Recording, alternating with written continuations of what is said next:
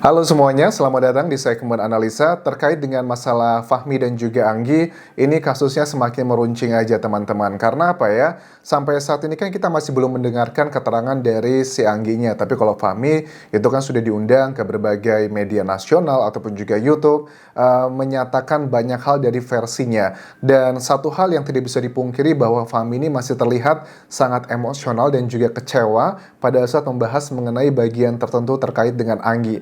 Hal yang wajar sih. Dia beberapa kali juga menangis, bergetar suaranya pada saat membahas momen-momen tertentu bersama Anggi. Nah, Fahmi juga tegas mengatakan bahwa dia tidak mau balikan lagi dengan Anggi dan dia sudah mengajukan dalam tahapan proses mengajukan perceraian.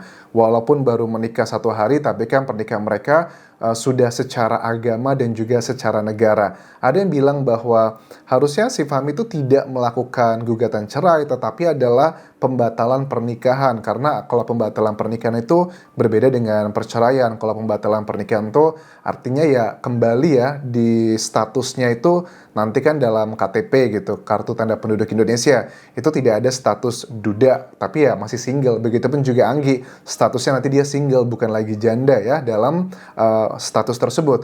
Ya menurut aku juga masuk akal ya, karena kan nggak tahu sih syarat dalam penundaan pembatalan pernikahan itu pasti ada syarat-syarat tertentu. Tapi tidak usah khawatir, karena kan Fahmi juga sudah mendapatkan bantuan pengacara untuk mengurus hal tersebut, dan kita lihat nanti pengacara pasti kan akan memikirkan mana yang terbaik untuk kliennya, yakni adalah Fahmi.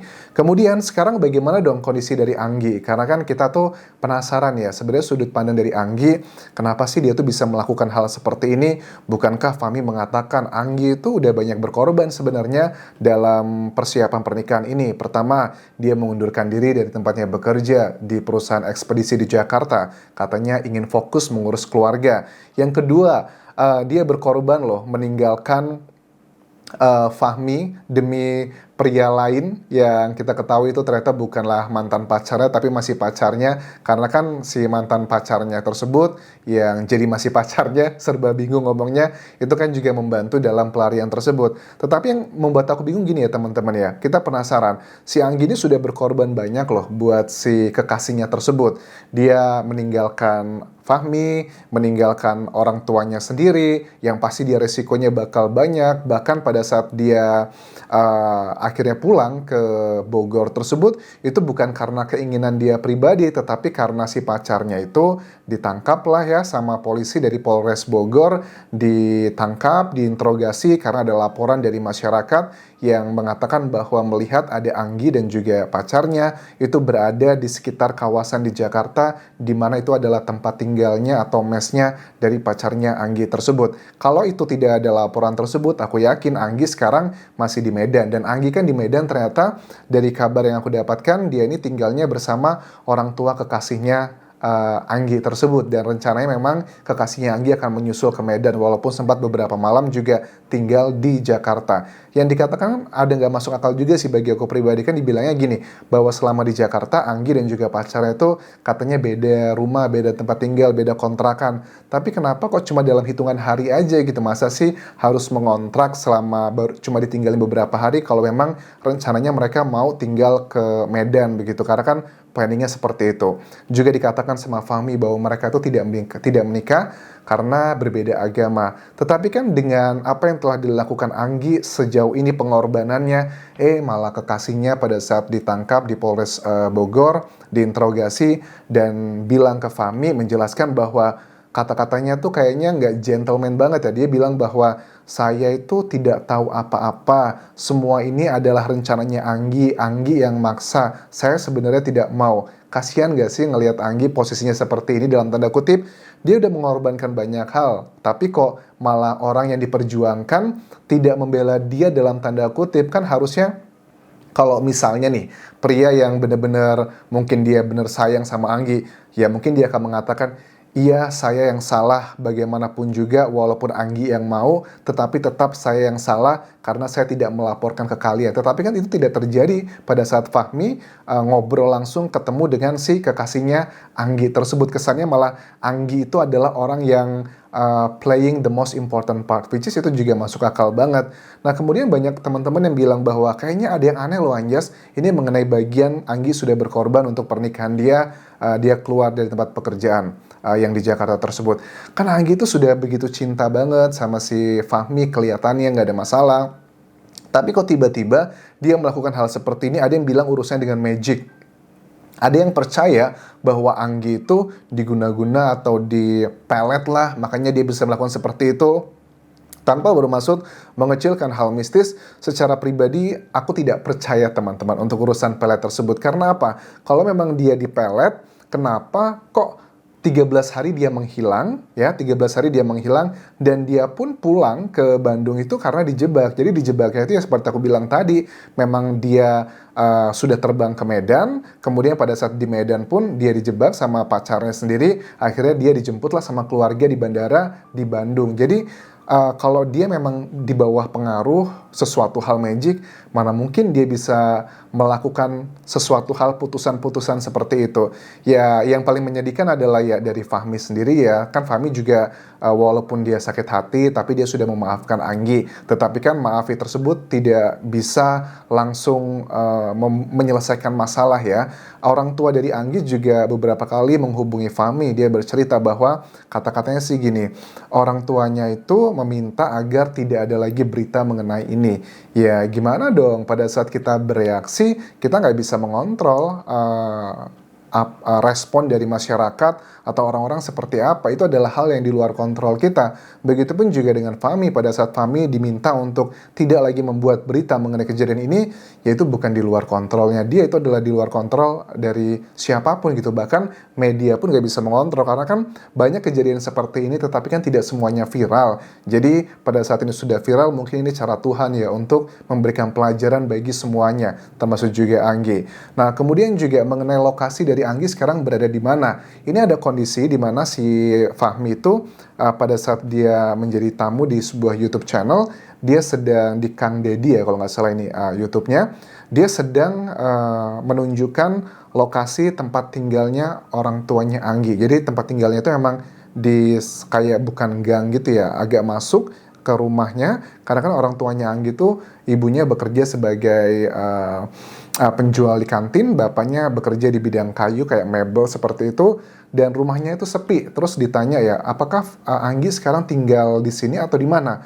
Dikatakan bahwa Anggi sekarang tidak di rumah, tetapi dia disembunyikan lah di rumah saudaranya, salah satu saudaranya. Masuk akal sih kalau dia tinggal di situ. Pasti kan media Indonesia tuh lagi gencar banget pengen melihat apa yang terjadi sama Anggi gitu, pengen mendapatkan keterangannya. Ya kita lihat nanti ya, apakah dari Anggi itu mau memberikan keterangan ke media massa. Menurut aku sih ya tidak masalah sih kalau dia mau memberikan klarifikasi, walaupun tetap ada perdebatan pro dan kontra. Tetapi ada juga isu di luar sana yang mengatakan bahwa kenapa Anggi ini takut gitu ya menemui massa atau media. Ya pertama pasti karena dia lagi tertekan banget. Tetapi juga ada dugaan-dugaan bahwa dia ini mungkin saja sudah kayak apa ya, ya nggak bisa dipungkiri ya, mengenai 13 malam bersama, 4 tahun bersama kekasihnya tersebut. Ada yang bilang bahwa jangan-jangan Anggi sedang berbadan dua, makanya dia takut, bersembunyi, menutupi malu, aib, dan sebagainya. Ya, semua hal tersebut, isu tersebut bisa dijawab pada saat Anggi itu muncul ke media massa, ditunjukkan. Saya saya nggak berbadan dua dan berani berbicara ke media massa, karena menurut aku pada saat Anggi itu berbicara ke media massa, memang pasti bakal ada pro dan kontra, tetapi itu adalah kayak membuat kasus ini semakin terang, clear, dan juga mulai membuat viralnya itu nggak lagi heboh-heboh banget kayak kasusnya dulu Norma Risma kan ya. Awalnya kan Norma Risma terus yang berbicara, akhirnya emaknya berbicara. Ya sudah, setelah nggak lama dari emaknya berbicara, masyarakat netizen udah puas, ya udah akhirnya udah nggak viral lagi. Jadi kalau selama ini Anggi cuma diem aja, justru ini akan ngebuat masyarakat semakin penasaran apa sih yang terjadi. Ya saran aku sih Anggi berbicaralah ke media massa, bisa. Ya bisa, pasti aku yakin lah YouTuber-YouTuber gede di Indonesia pada saat banyak yang sudah mencoba menghubungi Anggi, pasti TV-TV juga banyak yang mau menghubungi Anggi, apa sebenarnya alasannya, dan setelah dia wawancara pasti juga akan kelar. kelar, sudah mungkin seminggu atau 2 minggu, viralnya sudah akan berakhir. Tetapi kalau dia diem aja, menurut aku itu adalah strategi yang kurang tepat, karena diam tidak selamanya emas.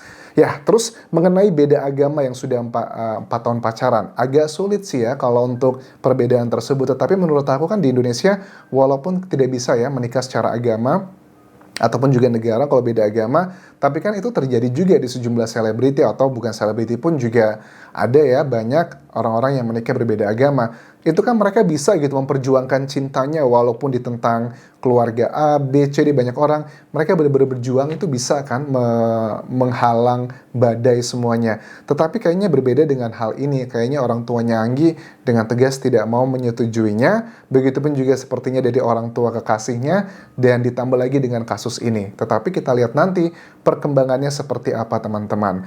Dan satu hal yang harus ditekankan di sini, bahwa Fahmi mengatakan agar tidak lagi menghujat Anggi dengan berbagai macam berita di media massa ataupun juga di online artikel, yaitu hanyalah permintaan dari Fahmi. Seperti aku bilang tadi, tidak bisa dikontrol reaksi dari masyarakat terhadap sesuatu hal yang telah terjadi selama ini. Dan mudah-mudahan ini akan segera selesai, dan Anggi akan berbicara juga ke media massa, dan juga Fahmi juga mudah-mudahan dengan dia muncul di sejumlah TV nasional Indonesia, dia akan mendapatkan pekerjaan yang layak. Karena kan sekarang posisi dia sedang menganggur. Mudah-mudahan dengan banyak YouTuber ataupun juga orang-orang besar yang mendekati Fahmi, mudah-mudahan tidak hanya sekedar selesai berita yang di situ, tapi juga diberikan kesempatan untuk bekerja. Karena kan Fahmi itu profesinya selama ini buruh ya teman-teman, kadang jadi supir, kadang jadi security atau satpam, terus juga menjadi kayak buruh angkut di perusahaan sirup, terus juga cleaning service, dan itu pun dengan menggunakan sistem kontrak. Jadi 3 bulan kerja, 1 bulan off, ntar ngedaftar lagi, begitu terus seterusnya. Mudah-mudahan dengan ini, yang walaupun kita ketahui agak sulit sekarang mencari pekerjaan, ada seseorang yang baik hati yang mau memberikan pekerjaan ke Fahmi ya. Karena kan karakter dia, kalau aku lihat selama ini,